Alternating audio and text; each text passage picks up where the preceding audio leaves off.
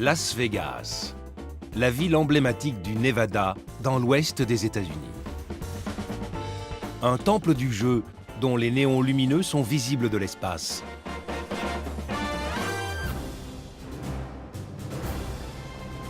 Depuis le 19e siècle, le Nevada attise les rêves de fortune. Et sa terre, éventrée par les chercheurs d'or, témoigne de l'un des plus grands booms économiques de l'histoire américaine. Les fantômes du Pony Express arpentent toujours les pistes poussiéreuses. Et les chevaux sauvages galopent en toute liberté dans ces collines. Ici, des hommes ont maîtrisé un fleuve réputé indomptable et construit une merveille du monde moderne. Des panaches de vapeur cachent des forces volcaniques encore actives. Et le soleil brûlant du désert est exploité pour produire de l'énergie. De la crête tortueuse de ces dunes de sable à un lac qui a bien failli disparaître et grouille de vie aujourd'hui, en passant par sa vallée de feu, ce qui n'était qu'un no man's land est devenu le terrain de jeu d'une formidable.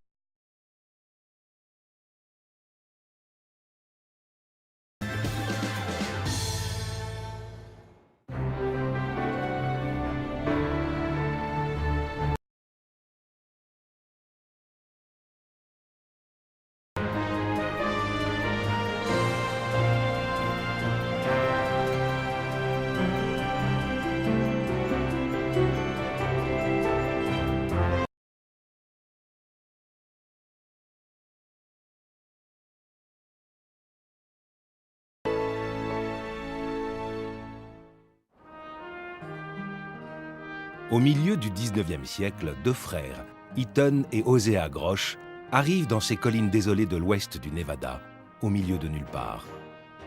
Les deux hommes rêvent d'or et ils commencent à creuser.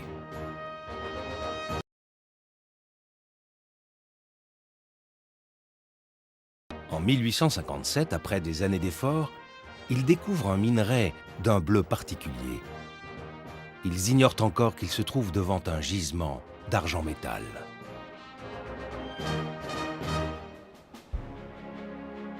Mais avant que les frères Grosh puissent rendre leur trouvaille publique, tous deux succombent. L'un d'une infection au pied et l'autre après une tempête de neige. D'autres prospecteurs fouillent la région, mais le plus malin est Henry Comstock, qui s'approprie la découverte. Très vite, ces montagnes deviennent d'ailleurs célèbres sous le nom de Comstock Lode. La nouvelle se répand dans tout le pays. Et des milliers de chercheurs d'or se ruent dans les environs. Ils vont risquer leur vie et être exploités par des prospecteurs sans scrupules.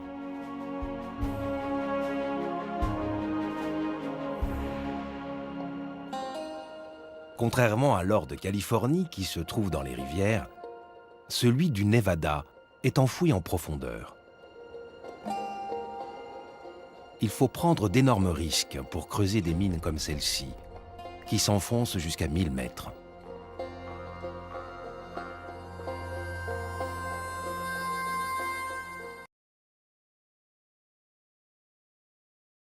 Font grimper la température dans les galeries.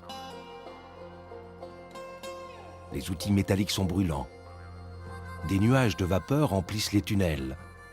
Et des inondations souterraines menacent d'ébouillanter les ouvriers.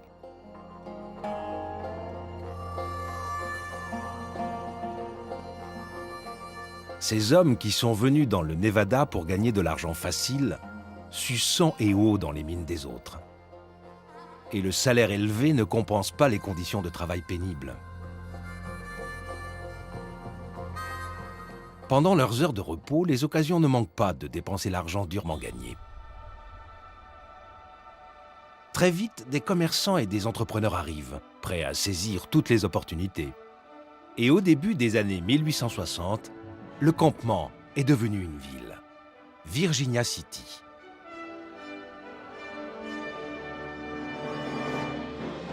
Aujourd'hui, c'est l'une des villes minières les mieux préservées des États-Unis. À l'époque, c'était l'une des plus belles entre Denver et San Francisco. Des hôteliers ont fait fortune ici. Les rues de la ville regorgeaient de cabarets, de saloons, de fumeries d'opium et de maisons closes. C'était l'endroit rêvé pour alléger les poches bien remplies des mineurs. Le peu 60 est le Gold Hill. C'est le plus vieux encore en activité dans le Nevada.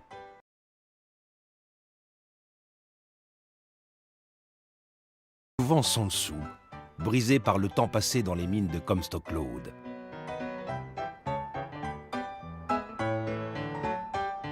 Un mineur a réussi à échapper à ce sinistre destin.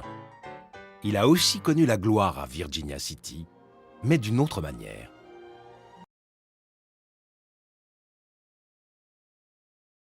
Sa tasse de thé. Il s'est fait embaucher par un journal appelé le Territorial Enterprise, situé dans cet immeuble en briques rouges.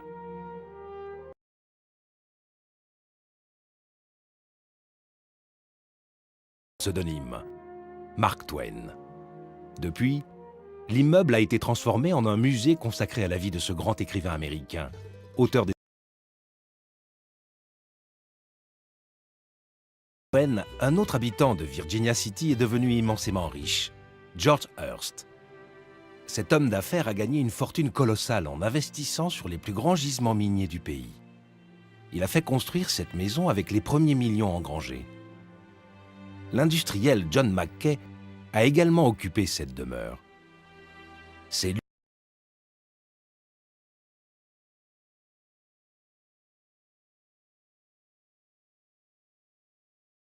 ont été surnommés les rois de l'argent. Ces grands propriétaires miniers ont dû trouver un moyen rapide et bon marché de transporter tous ces précieux minerais. En 1869, la voie ferrée Virginia and Truckee Railroad est achevée. Elle a été financée par le banquier William Sharon, après une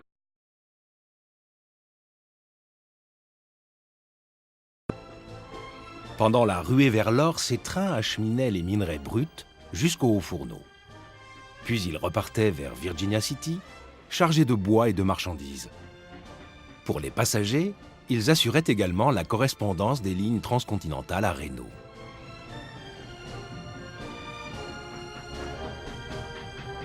Mais pour les rois de l'argent, la destination la plus stratégique se trouve à 25 km au sud-ouest.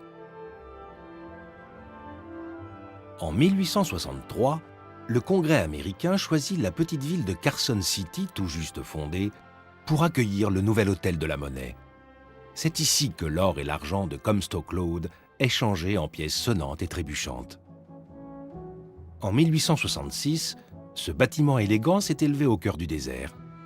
Les premières pièces ont quitté les presses en 1870.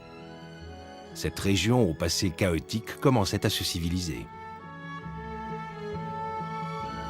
Beaucoup des bandits qui l'avaient rendu peu fréquentable étaient enfermés ici, dans le pénitencier d'État.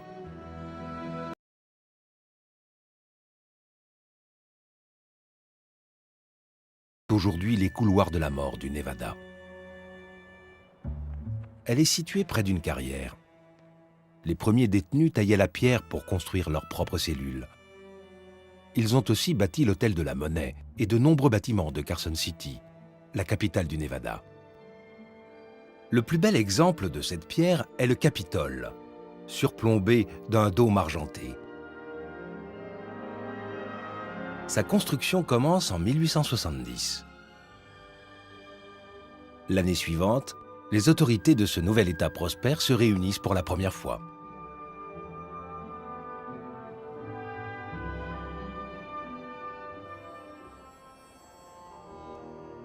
Carson City compte alors une importante communauté chinoise. Dans les années 1880, un habitant sur 5 est chinois. Ces immigrés travaillent majoritairement pour le chemin de fer. Mais la situation devient critique. Les gisements de Comstock Lode s'épuisent. Et Henry Comstock n'est plus là. Les concessions qu'il a vendues ruiné et fou, met fin à ses jours en 1870.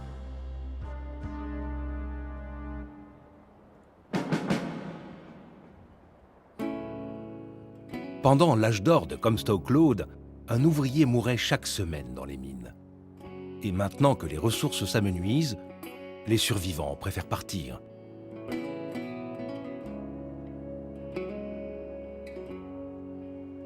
La population du comté de Virginia City passe de près de 20 000 habitants en 1875 à moins de 4 000 à la fin du 19e siècle. Ces bâtiments historiques restent à l'abandon pendant des dizaines d'années.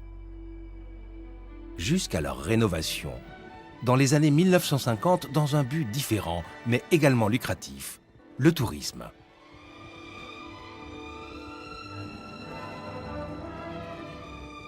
Une promenade en calèche sur ces collines suffit à faire oublier l'histoire tumultueuse de la ruée vers l'or.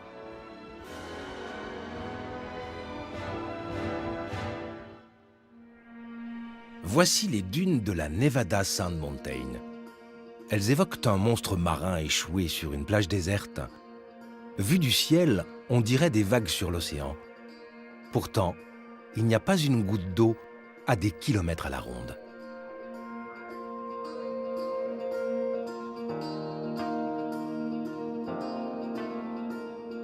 Ces paysages arides semblent s'étendre à l'infini.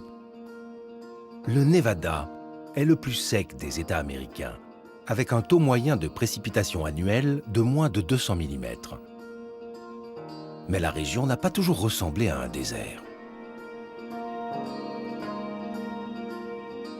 Pendant la dernière glaciation, la majeure partie de l'État était recouverte d'eau. Un ensemble de bassins reliés entre eux formait le lac Lahontan.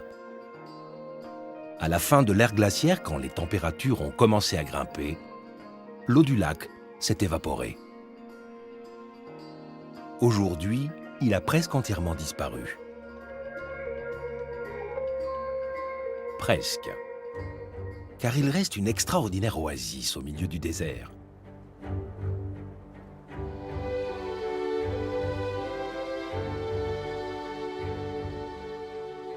Il y a bientôt 10 000 ans, les Amérindiens Paiutes sont arrivés sur ces terres hostiles.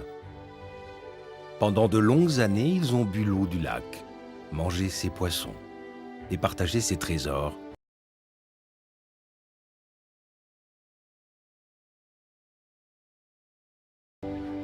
Chaque année, ces oiseaux majestueux quittent le sud de la Californie et le Mexique pour passer l'été sur l'île Anao, située au milieu du lac. Mais leur refuge a bien failli être détruit au début du XXe siècle. L'île n'aurait pas été épargnée sans la détermination des Paiutes à remporter une bataille juridique acharnée. L'histoire remonte à 1844, quand l'explorateur John C. Fremont et son guide Kit Carson font escale ici, sur le chemin de l'Ouest. John Fremont cartographie ses rivages et baptise ce lac Pyramide, d'après cette formation rocheuse. Très vite, des colons suivent ses traces et viennent s'installer ici.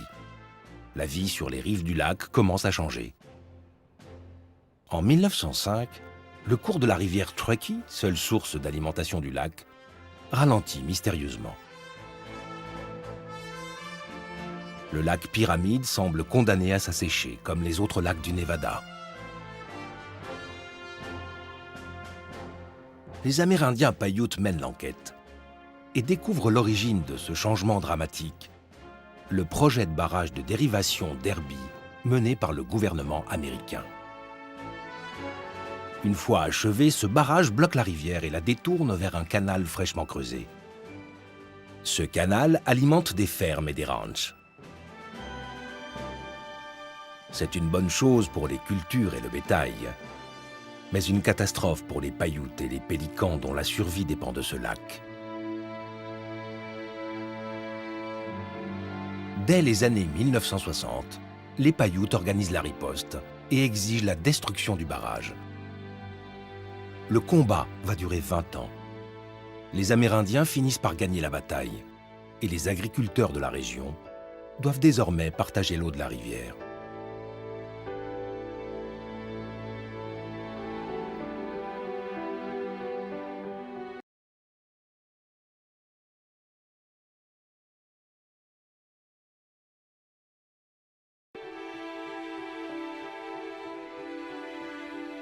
Le manque d'eau est un problème endémique dans le Nevada. Et les ingénieurs continuent d'élaborer des solutions. Au sud du lac Pyramide, ce paysage luxuriant fleurit grâce à l'eau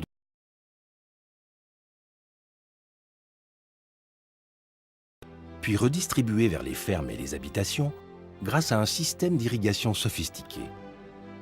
Ce réseau s'inscrit dans une initiative régionale pour exploiter le moindre centimètre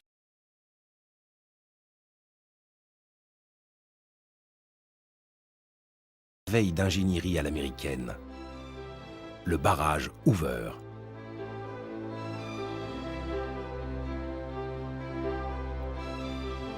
Ce barrage a été construit sur le fleuve Colorado, qui prend sa source dans les montagnes Rocheuses, traverse l'Utah, longe le Nevada et la Californie par l'Arizona et se jette dans le golfe de Californie.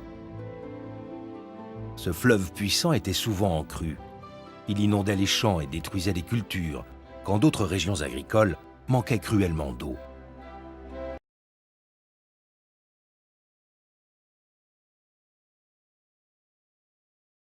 Le président américain Calvin Coolidge autorise la construction d'un barrage destiné à dompter le Colorado et qui serait le plus grand du monde. Les ingénieurs cherchent longtemps l'emplacement idéal. Ils finissent par choisir un canyon à cheval entre le Nevada et l'Arizona. Lancé pendant la Grande Dépression, le projet attire des hordes d'ouvriers sans emploi venus de tous les États-Unis. C'est la deuxième fois de son histoire que le Nevada fournit massivement du travail. Mais cette fois, ces hommes ne viennent pas chercher de l'or. Le chantier embauche plus de 20 000 personnes. La plupart occupent un logement dans une ville nouvelle construite pour l'occasion et baptisée Boulder City. Tous les jours, les ouvriers s'entassent dans des cars à 2 étages et empruntent une autoroute flambant neuve pour se rendre sur le chantier. Pendant 4 ans, ils travaillent par des températures caniculaires. En plus d'être épuisant, c'est un travail à haut risque. Des ouvriers descendent les falaises, suspendus à des cordes, pour faire sauter les parois du canyon avec de la dynamite.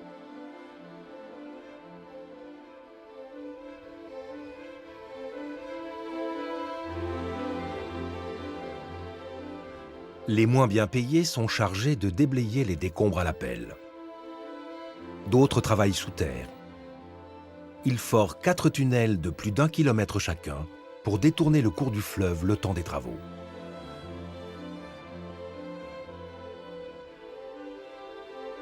Les chutes de pierre, les émanations de monoxyde de carbone, l'hyperthermie et la surcharge de travail génèrent de nombreux accidents. 111 ouvriers au moins ont trouvé la mort sur ce chantier. Certains ingénieurs pensent même que les travaux ne seront jamais terminés. Mais au bout de quelques mois, la courbe très reconnaissable du barrage Hoover commence à se dessiner.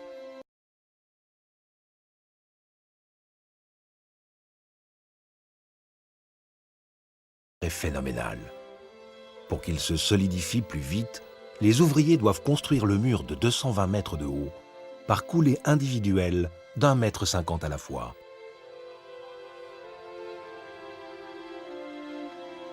Ces coulées sont encore visibles sur la paroi.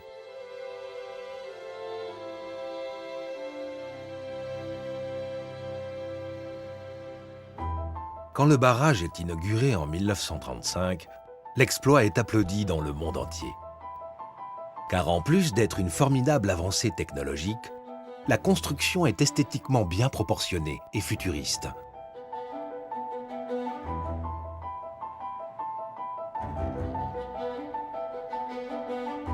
Le spectacle fait oublier les enjeux environnementaux qui pèsent sur ce barrage. S'il venait à céder, il inonderait des États entiers, détruirait des systèmes d'irrigation dans tout le sud-ouest du pays et priverait des millions de foyers d'eau potable.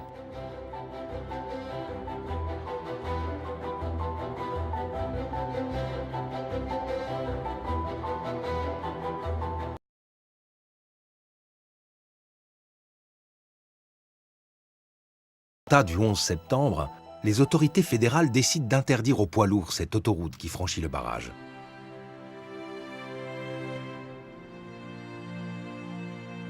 En guise de déviation, elles commandent la construction de cet immense viaduc en béton.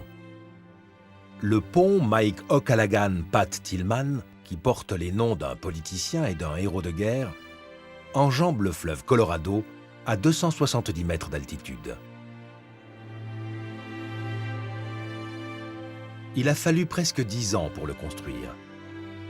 En octobre 2010, le viaduc est enfin ouvert à la circulation.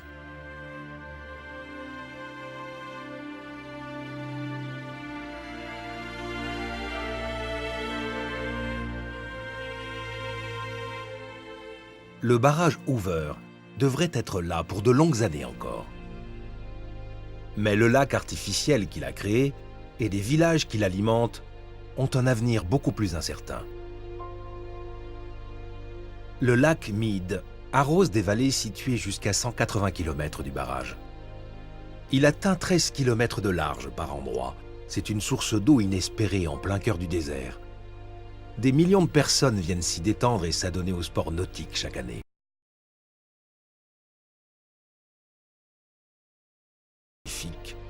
Ce lac n'est pas éternel, car le Nevada traverse une période de sécheresse sans précédent.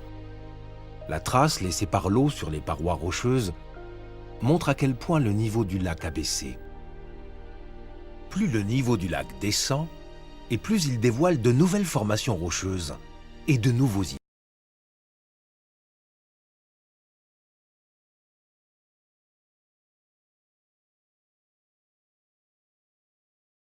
Ou aux vestiges d'un fort du Far West.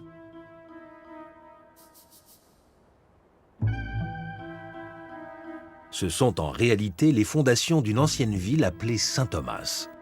Elle a été désertée il y a plus de 70 ans, quand le lac Mead a été créé.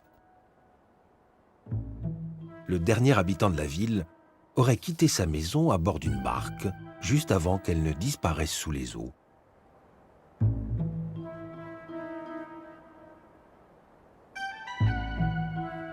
Les chercheurs pensent que Saint-Thomas ne sera plus jamais sous le niveau de l'eau. Mais d'autres villes pourraient être abandonnées dans la région. Si le lac Mead continue de s'évaporer, ce sera peut-être la fin de cette immense métropole, Las Vegas. Car c'est la promesse de l'eau qui a peuplé à vitesse grand V cette vallée désertique.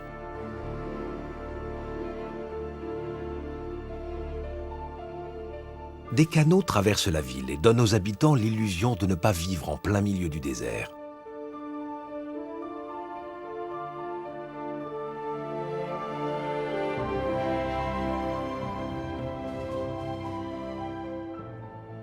Mais si le lac Mead vient à disparaître, la ville de Las Vegas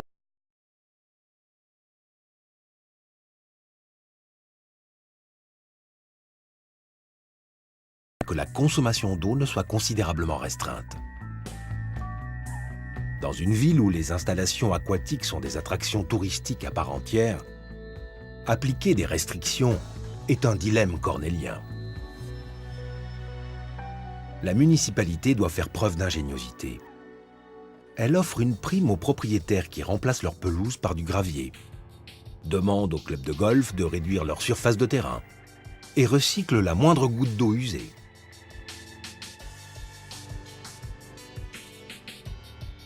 L'eau des salles de bain et des cuisines est acheminée jusqu'à cette usine de traitement. Une fois purifiée, elle est déversée dans le lac Mead, avant d'être à nouveau dirigée vers les foyers, les hôtels et les casinos.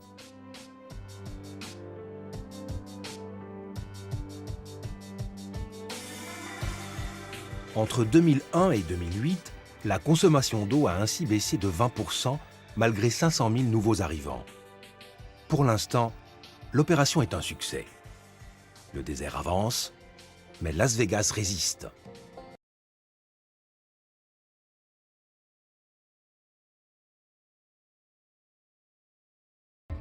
Une route déserte traverse le nord du Nevada. Voici la route 50, la moins fréquentée des États-Unis.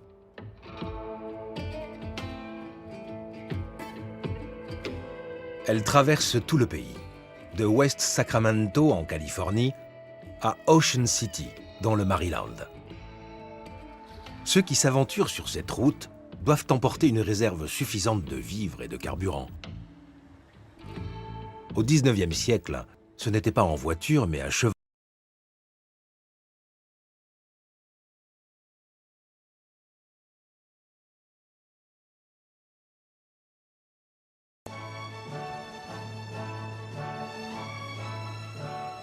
De Saint-Joseph, dans le Missouri, les cavaliers du Pony Express galopaient vers l'ouest à bride abattue et changeaient de monture en cours de route. Ils pouvaient parcourir les 3000 km jusqu'à Sacramento en seulement 10 jours, à condition qu'ils survivent au voyage.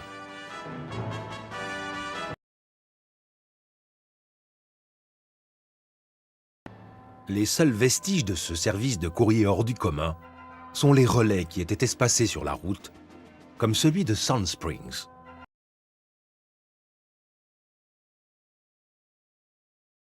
Changer de monture. Aujourd'hui, il ne reste que des ruines.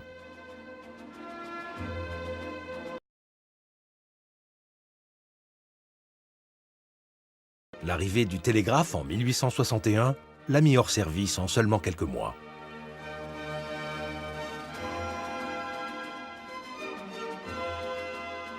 Les camions ont remplacé le Pony Express, mais le cheval reste à l'honneur dans cette région des États-Unis. Les Mustangs vivent encore en liberté dans les déserts d'altitude.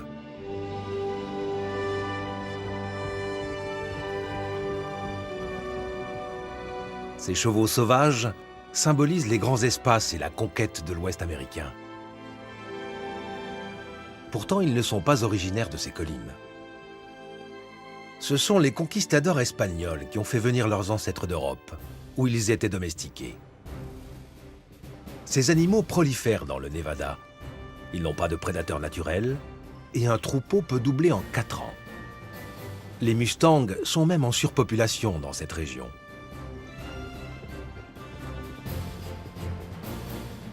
Ils piétinent des milliers d'hectares par an et menacent l'habitat de nombreuses espèces endémiques. Si leur population n'est pas régulée, cet écosystème fragile pourrait bien être endommagé irrémédiablement.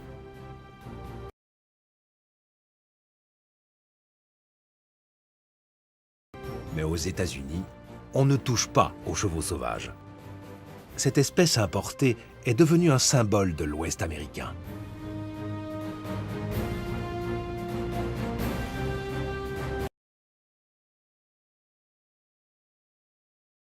Mustang, comme les personnages de Montgomery Clift et Clark Gable dans le film de 1961 Les Désaxés, ont peu à peu disparu.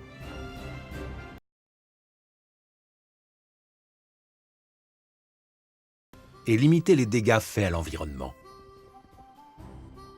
Ici, à Indian Lake, ils sont des centaines en attente d'adoption.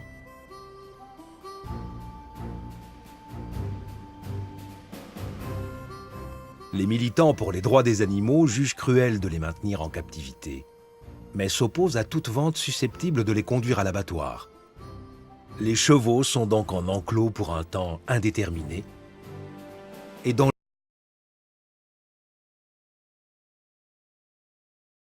paysages qui ont radicalement changé depuis plusieurs centaines de millions d'années. Toute la beauté de l'histoire géologique du Nevada se trouve ici, dans la vallée de feu.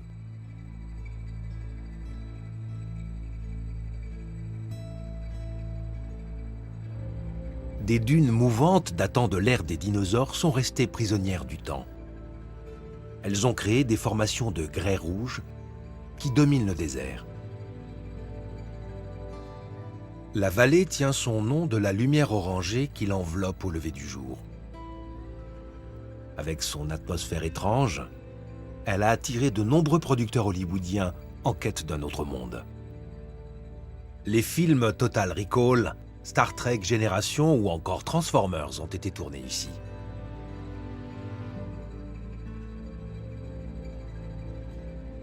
Cette vallée semble paisible, mais elle est le fruit d'une histoire géologique très mouvementée, qui remonte à des dizaines de millions d'années.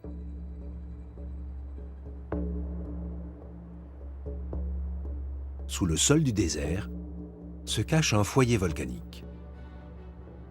Le Nevada est le troisième État américain dont l'activité sismique est la plus forte, après la Californie et l'Alaska. Le canyon spectaculaire de Red Rock fait facilement oublier qu'un tremblement de terre de magnitude 7 se produit ici en moyenne tous les 30 ans. Et rien n'a autant influencé l'histoire naturelle et humaine du Nevada que ces événements sismiques.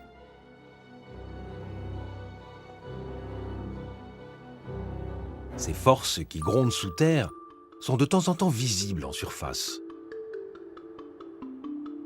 De la vapeur s'élève d'un champ géothermique à quelques kilomètres de Virginia City. La même eau bouillante qui menaçait les mineurs de Comstock Lode est devenue source d'énergie. À lui seul, ce champ géothermique produit de quoi alimenter 45 000 foyers. Pour puiser cette eau, les ingénieurs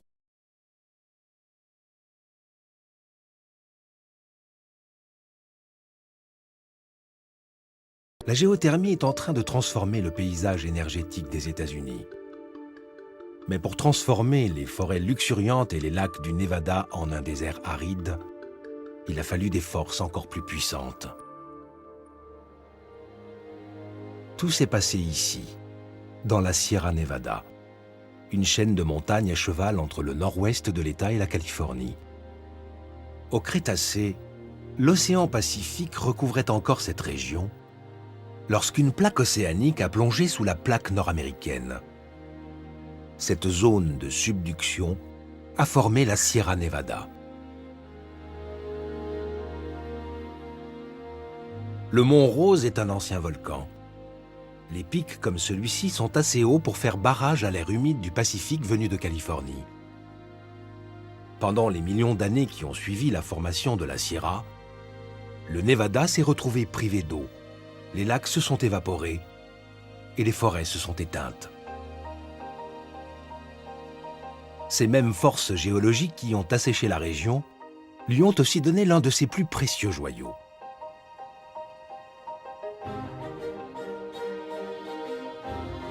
Niché dans la Sierra, à cheval entre le Nevada et la Californie, le lac Tahoe a été formé par la fonte des glaces. Aujourd'hui, ces eaux sont encore d'une extrême pureté. Il atteint 500 mètres de profondeur par endroit. C'est l'un des lacs les plus profonds des États-Unis.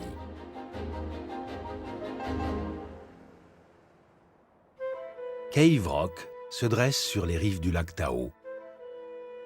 Ces vestiges d'un ancien volcan actif sont désormais percés par 2 tunnels routiers. Les Amérindiens Washoe qui vivent au bord de ce lac depuis des milliers d'années appellent ce rocher Deek-Wadapouche, qui signifie « pierre grise debout ». C'est un site sacré pour eux. Les légendes de la tribu parlent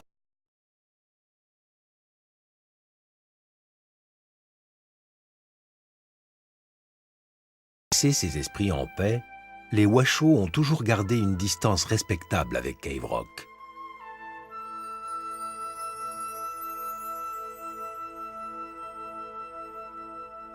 Du fait de sa profondeur, l'eau du lac Tahoe est exceptionnellement froide. Bien des oui-dire circulent à son sujet. On raconte que les bébés de l'eau ne seraient pas les seules créatures à le peupler. Dans Le Parrain 2 de Francis Ford Coppola, Fredo Corleone est tué dans une barque et son corps jeté par-dessus bord.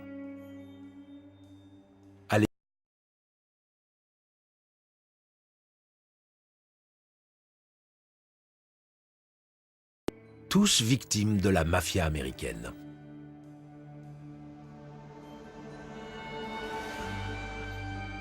Ces rumeurs ont pris de l'ampleur quand un journal a annoncé que le commandant Cousteau avait exploré le fond du lac. Il aurait déclaré que le monde n'était pas prêt pour ce qu'il avait découvert. L'anecdote était fausse puisque le commandant Cousteau n'est en réalité jamais allé au lac Tahoe. Mais il est avéré que des membres de la mafia y passaient souvent leurs vacances. Côté Nevada, c'est l'endroit idéal pour se reposer. Contrairement aux rives très construites côté Californie, celles-ci sont restées incroyablement sauvages. C'est en partie grâce à un certain George Whittle Jr. Au début des années 1930, cet héritier d'une grande fortune immobilière a racheté la majeure partie des rives côté Nevada. En 1936, il a fait construire cette immense demeure et l'a baptisée Thunderbird. Il y a vécu jusqu'à la fin de sa vie. Aujourd'hui, elle est ouverte aux visiteurs. George Whittle avait de grands projets immobiliers pour les bords du lac. Il y a renoncé par amour pour la beauté naturelle du lieu et a protégé ses rivages jusqu'à sa mort en 1969. Ils appartiennent désormais à l'État. Le lac est bordé de plusieurs hectares de forêt, un paysage sans doute proche de ce qu'était le reste du Nevada il y a des centaines de millions d'années. Les forces volcaniques qui l'ont transformé en désert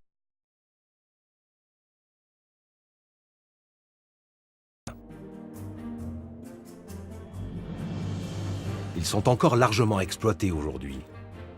Chaque année, d'énormes cargaisons d'or et d'argent quittent ces mines.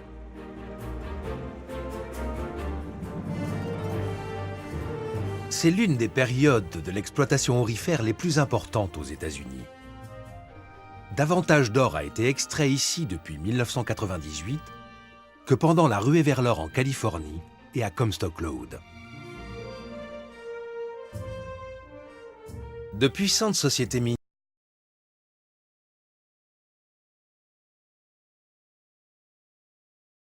est révolue. Mais cela ne veut pas dire que les hommes seuls ne trouvent pas d'autres occupations dans la région. Une activité d'un tout autre genre a été développée exclusivement pour eux. La loi interdit de l'afficher au grand jour, elle est donc cachée dans de vieux entrepôts ou sur des routes de campagne isolées.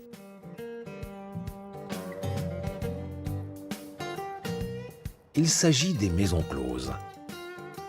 Étroitement surveillées mais parfaitement légales. Ces établissements fleurissent ici depuis la conquête de l'Ouest. Le Nevada est le seul État américain à les autoriser. Certaines maisons closes sont même célèbres pour avoir servi de décor à des séries télévisées.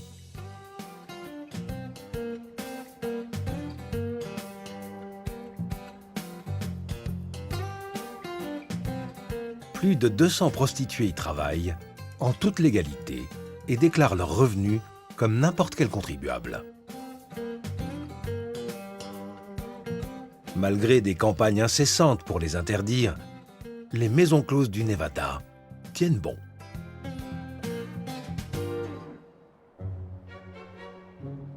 La prostitution n'est pas le seul tabou que le Nevada a bravé depuis sa naissance. Quand certains se mariaient en 24 heures à Las Vegas, d'autres allaient divorcer aussi vite à Reno. En 1931, les législateurs de l'État ont fait du divorce un jeu d'enfant. La ville de Reno est rapidement devenue la capitale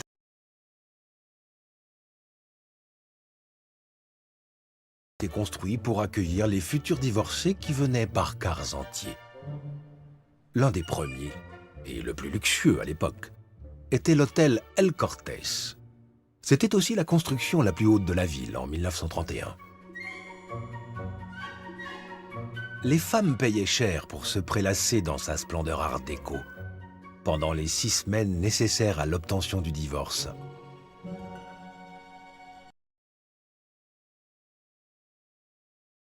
Précipitait au palais de justice de Reno pour obtenir le document officiel. Près de 33 000 personnes ont divorcé ici, rien que dans les années 1930. En 1937, le magazine Life a publié la photo d'une jeune femme qui embrassait une de ses colonnes. C'est depuis devenu une tradition. Marilyn Monroe fait la même chose dans le film Les Désaxés, avant d'aller jeter son alliance dans la rivière Truckee. Le divorce à Reno était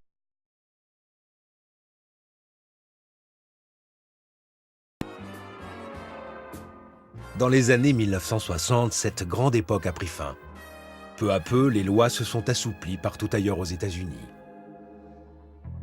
Une autre ville du Nevada a volé la vedette à Reno en devenant la capitale du péché. Une ville qui vivrait plus que tout autre au rythme des ascensions grisantes et des chutes vertigineuses du Nevada, Las Vegas.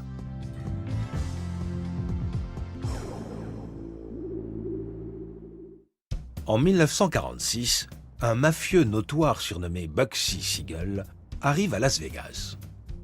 Il y fait construire un hôtel-casino, le Flamingo, sur une portion isolée de l'autoroute 91, à l'extérieur de la ville. Il dépense des fortunes pour en faire un véritable palais de la luxure.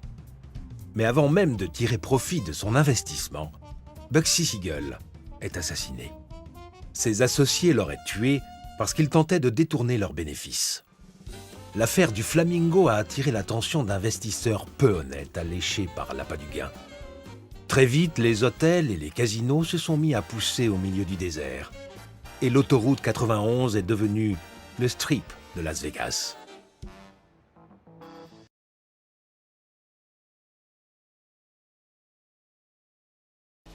La ville actuelle est le résultat d'une révolution en matière de droit immobilier.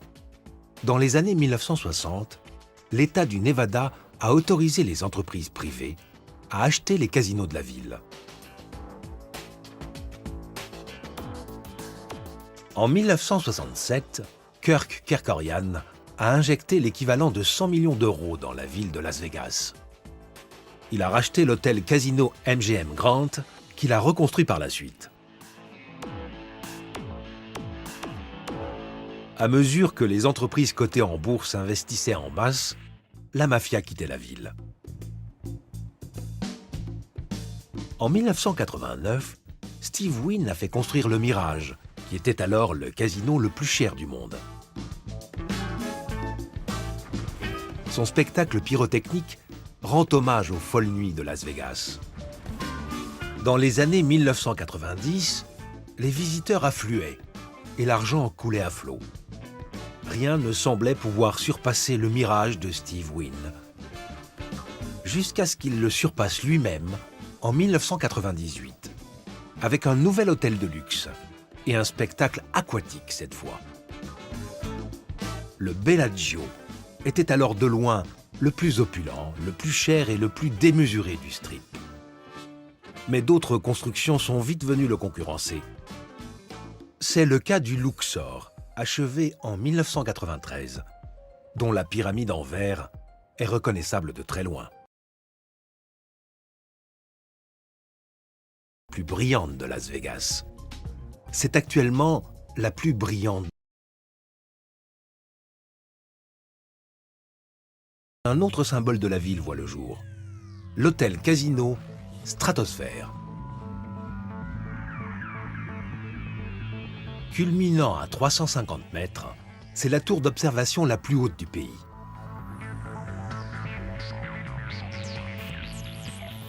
Au sommet, les amateurs de sensations fortes hurlent de terreur, suspendus au-dessus du vide. Tous les soirs du week-end, les touristes se pressent également pour faire le saut de l'ange du haut de la tour. Suspendu à un élastique, il saute de 260 mètres au-dessus de la ville. Cœur fragile, s'abstenir.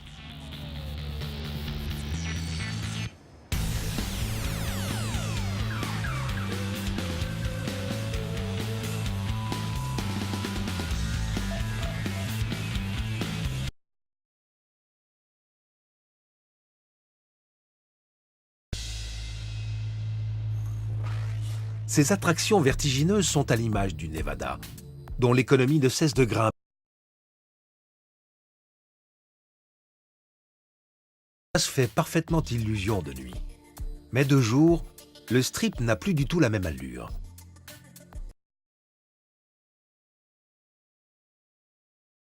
Voici le squelette de ce qui devait être le nouveau casino de Las Vegas, l'échelon. Si ce projet ne trouve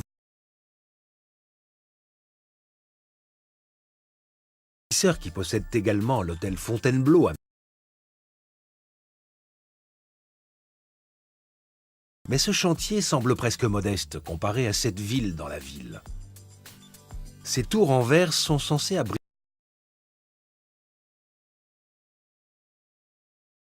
Il a été baptisé le City Center. En 2005, les investisseurs étaient tellement convaincus de la bonne santé de ce projet. Le City Center devait être la nouvelle attraction en vogue sur le Strip. De célèbres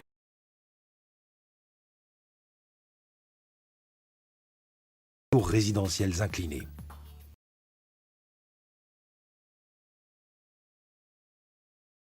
Kind a eu l'idée du centre commercial bardé d'aluminium au centre du complexe.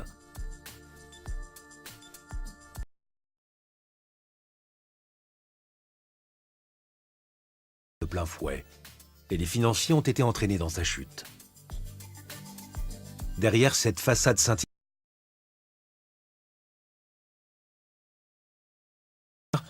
va devoir être démontée. Ses fondations de mauvaise qualité faites à la va-vite la rendent instable.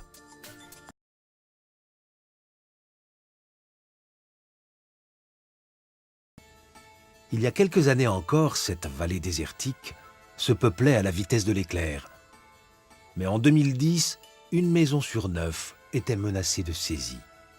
Ces terrains constructibles risquent de rester nus.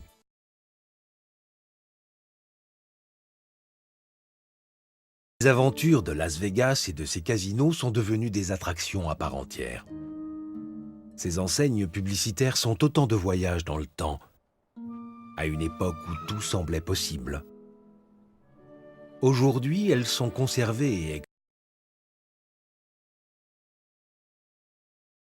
des néons. L'avenir de Las Vegas a beau être en suspens, celui du Nevada est peut-être plus prometteur. Une nouvelle ruée vers l'or peut avoir lieu à tout moment dans ces collines. Certains disent que c'est déjà le cas ici, en périphérie de Boulder City. Et en effet, quelque chose scintille à l'horizon. Mais tout ce qui brille n'est pas forcément de l'or.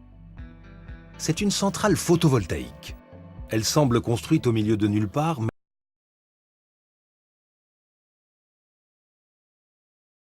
optimiser l'angle des rayons solaires.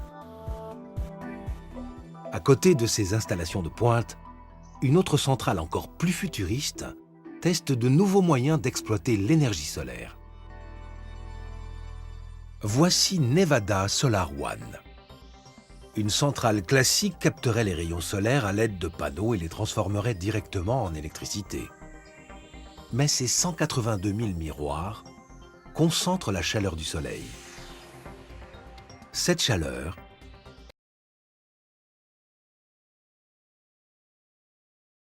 est des générateurs qui produisent de l'électricité. Les agences pour l'énergie expérimentent aujourd'hui de nouveaux moyens d'exploiter les ressources naturelles particulièrement riches du Nevada. Elles prolongent ainsi le rêve des pionniers qui ont risqué leur vie et bravé ces étendues désertiques en quête de mines d'or et d'un peu d'éternité.